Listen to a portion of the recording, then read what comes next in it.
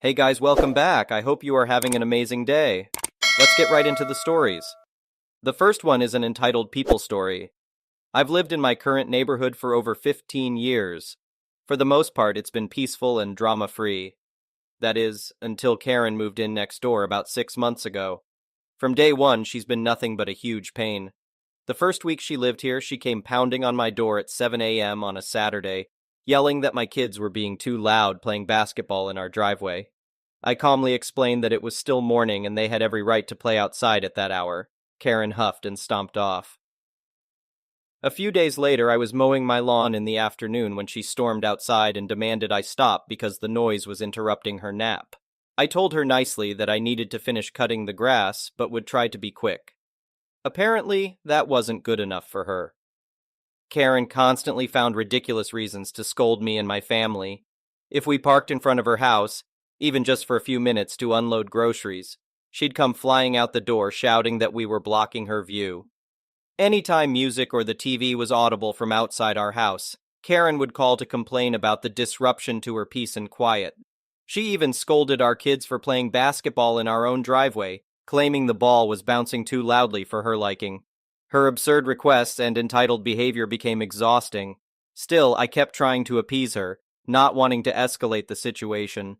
That approach clearly wasn't working, but I naively thought maybe if I just accommodated her demands, she'd eventually mellow out. Of course, that was wishful thinking when it came to someone like Karen. Things came to a head one Saturday afternoon. My teenage son had a few friends over, and they were out in our backyard playing music, swimming in the pool, and generally just hanging out. It was a beautiful sunny day, perfect for having fun outside. Suddenly, I heard Karen yelling from over the fence, "Turn that horrible racket off right now!" Startled, I went out back to see what was going on. Karen was standing at the fence glowering at the kids, her face red with anger. My son tried to politely explain that they were just playing music and relaxing by the pool. But Karen wouldn't hear it. She went on a tirade about how inconsiderate the kids were being and how she demands peace and quiet in her own backyard. After listening to her berating the poor kids for several minutes, I'd finally had enough. "Karen, you need to stop this," I said firmly. "They are doing nothing wrong. It's the middle of the day on a weekend. They should be allowed to enjoy themselves outside."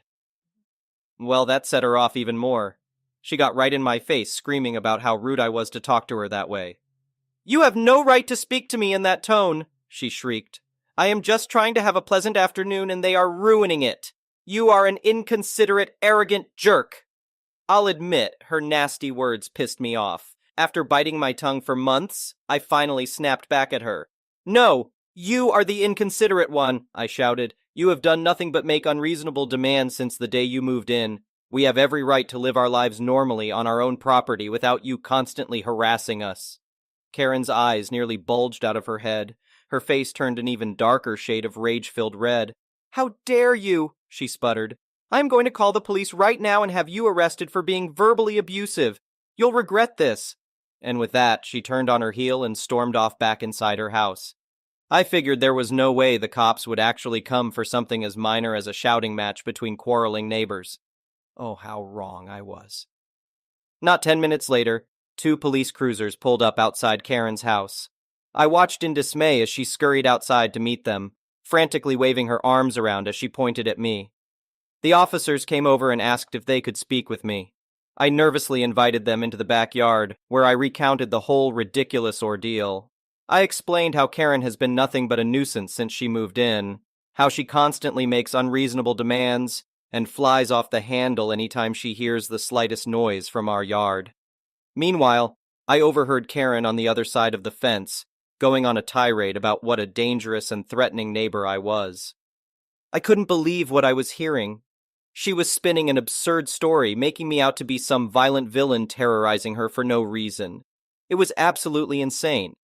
After I had told my side, one officer said to me rather sternly, "Sir, she is alleging you used verbal threats and profanity against her. We take these kinds of neighbor disputes very seriously." I was flabbergasted. "That is absolutely not true," I protested. "All I did was yell at her to stop harassing our kids. I didn't threaten her or cuss at her at all. You have to believe me." "Regardless, we can't allow shouting matches and foul language between neighbors," the officer replied. I'm going to have to bring you in for disorderly conduct." He then pulled out his handcuffs. My shock turned to utter outrage. I could not believe I was actually being arrested for something completely blown out of proportion by this unhinged woman. As the officer snapped the cuffs on my wrists, I pleaded with him to reconsider. But he and his partner were having none of it. As I was led outside towards the patrol car, I noticed Karen watching gleefully from her front door, looking extremely satisfied. It made my blood boil even more. I truly could not fathom how this woman could make up outright lies to get her harmless neighbor thrown in jail. Who does something so warped and wrong over a minor shouting incident? Down at the police station, I was fingerprinted, photographed, and booked just like a common criminal. All while Karen was surely sitting happily at home, thrilled that I was finally being punished. After a couple hours of processing, I was at least allowed to return home while I awaited my court date. My wife and kids were beside themselves when I told them what happened. Of course, they knew right away Karen had fabricated her claims out of spiteful vengeance. It made them scared to even be outside in their own yard now. We realized we had to get this deranged, vindictive woman out of our neighborhood before she did something even worse. We met with a lawyer to discuss filing a restraining order against Karen. He concurred that her actions were totally disproportionate, and she clearly presented a threat to our safety and security. So I filed a formal restraining order that prohibited Karen from coming within 50 feet of me or my family. I also installed security cameras covering our front and backyards, just in case. At my court date for the bogus disorderly conduct charges, my lawyer presented our evidence and statements. The judge agreed that Karen's testimony seemed unreliable and exaggerated. After I pled my case about her nonstop harassment, the judge dismissed all the charges against me. A few days later, I was thrilled to see a big for sale sign go up outside Karen's house. A month later, she was gone. I have no idea where she moved to, and I don't care. I just feel bad for her new neighbors. Since then, our neighborhood has returned to its peaceful, drama-free ways. And you better believe my family does not hold back about fully enjoying our property anymore. We finally understand that we should never let a deranged, entitled Karen bully us or dictate how we live our lives. She's gone for good, and nothing like that is happening ever again. The next one is a pro-revenge story. Just flipping through a few stories and reading about entitled drivers getting their just desserts. This made me think back to my days as a paramedic. We got a call to a house where there was a bariatric patient who had fallen. The patient was morbidly obese and weighed around 30 stone, 420 pounds. This story isn't really about them, though. There are many reasons people get to this size, and I've never judged, only helped. No, the problem here was a really arrogant neighbor we had come across before, and boy was this chap a judgmental moron. Our patient had a car and had a disabled parking permit. They also had a council-designated disabled parking spot outside their home, which the neighbor kept parking in. There had been a number of letters from the council regarding this, and a number of parking fines just served to annoy this chap even more. On the day of the story, I took the call that the patient had fallen, and we went to the house. Sure enough, the neighbor was not only parked in the disabled spot, but had parked a second car blocking access to the patient's driveway. I assessed the patient and suspected they had a broken hip, so needed to go in. I sent my colleague around to the neighbor to ask them to move the cars, and when they came back, I was told the neighbor had just told my colleague to do one. No problem, time to get the message home. I radioed through to our control center and asked for the fire service and police. We needed the fire service to help lift the guy and the police to do a little parking control. The fire service was the first to arrive, and I spoke to the crew commander to let them know what the situation was. A fireman went to the house to ask the neighbor to move the car and was told the same as my colleague. The message was relayed back, and the watch commander just asked me one question. Is the patient's life at risk? I knew exactly where this was going, and it was time our thoughtless neighbor got the message. My answer was yes, there is equipment I need to get into the house, and the driveway is blocked, preventing me from doing so. The watch commander told the fire truck driver to move those vehicles. It was really satisfying to see both vehicles being pushed down the road by the fire service, and the look on the neighbor's face as he came out spitting and screaming was well worth seeing. His complaints to the police fell on deaf ears. They were well aware of his history of obstruction, and my clinical assessment that the patient's life was in danger was more than enough justification for the vehicles to be moved. I doubt it made our patient's life any easier, and sadly they died a few months later without leaving the hospital, but it really did bring a smile to their face as we wheeled them out. The next one is a petty revenge story. Towards the end of last year, I started talking to a girl I went to high school with. We didn't really stay in touch and are both now 35. She had always had this very outgoing, bubbly personality and a strong Christian faith since I knew her. I was brought up Christian but fell away from it. When we started hanging out, we talked one night about past relationships and how we had both always had bad relationships that ended with the other party cheating, lying, and in her case, she talked about how she was always abused. She actually dated one of my friend's buddies and told me a little bit about that relationship, etc. This will be important later. For once, I felt like I found a woman who understood me and that we had both been through similar pain. She was nothing but nice and caring our whole relationship, always asking about my day, cooking me dinner, running me a bath, giving me massages, and never once did she put me down. She was always trying to build me up any time I was hard on myself. I honestly thought she was too good of a girl for me. In order not to make this super long, let's fast forward to last month when for a week she suddenly became distant. At first she was sick, and I was just giving her space. I had sent her some flowers on a Friday and she was happy to get them. But over the weekend and into the next week, she wasn't really answering my texts or calls. As I said at the time, I thought she just needed space, but in the back of my mind, I did have some thoughts of what if she's seeing someone else or we're about to break up. Throughout our whole relationship, I had full trust in this woman more than I'd ever had in any other. She finally called me the following Friday, and I could tell where it was headed. She said she wanted to find a man of faith, etc., to which I told her that if that's what she wants, then that's what she deserves. We talked for about an hour, and after hanging up, I really wasn't all that upset over it. For me, I felt for once I had an honest and respectful relationship and felt I could finally find that moving forward. She and I just weren't for each other, but at least I had seen that I could find someone who would treat me right in the future. But then all of that turned upside down. However, not more than a week later, I see her post a picture on Facebook with another guy. At first, I thought this had to be an old Facebook account, etc. Well, not only was it not old, but she was also engaged to this guy. At this point, I'm feeling all kinds of emotions. I text her, basically saying that she could have just been upfront with me. She responds saying she's sorry and that she knows this seems crazy, but they had hung out after we broke up, and he confessed his feelings towards her.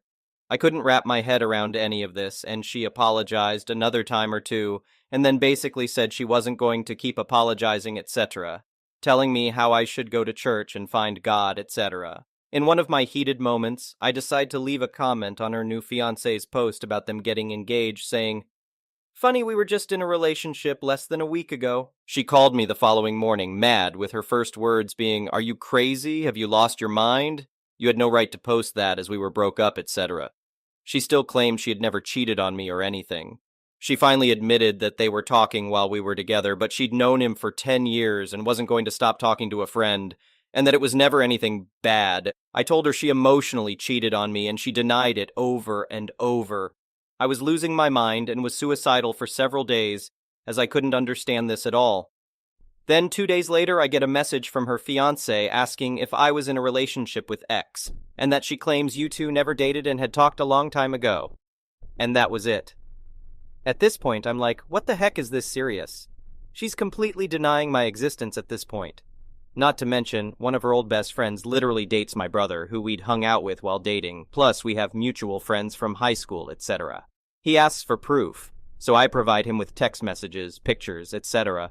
He was taken aback. He had no idea she was seeing me. He said he'd already caught her in a couple of lies but brushed it off. But basically, he didn't feel he could marry someone who had lied and cheated on the both of us. I felt bad for the guy, as he seems like a really good guy himself. He told me they had started talking on August 7th, and we broke up on August 25th. I also found a picture of them both hanging out on her couch, embraced in a hug, on August 16th. At this point, I'm still trying to put everything together, trying to figure out how this woman who did nothing but treat me well our entire relationship could turn around and deny my existence and basically not even care. The fact that she told me lies and talked about God in the same paragraph just blew me away. Even when confronted with the evidence, she continued claiming she never cheated on me. They're both still moving forward with the marriage. The next one is a malicious compliance story. So I'm one of the bajillions of folks who are afflicted with chronic pain and multiple different things that require medications at different times. It's lame, but I'm glad there are things I can do to help myself.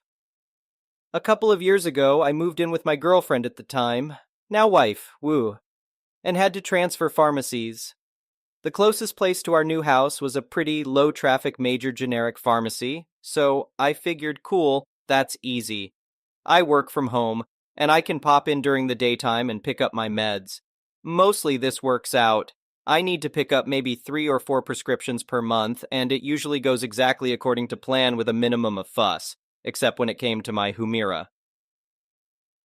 For those unaware, Humira is an immunosuppressant that you can use to combat things like psoriasis, but in my case it was to help lower my immune system that seemed hell-bent on ravaging my spine.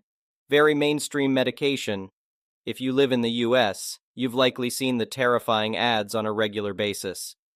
I'd been taking it for years. They have a handy auto-injector pen that makes it virtually painless and easy to take.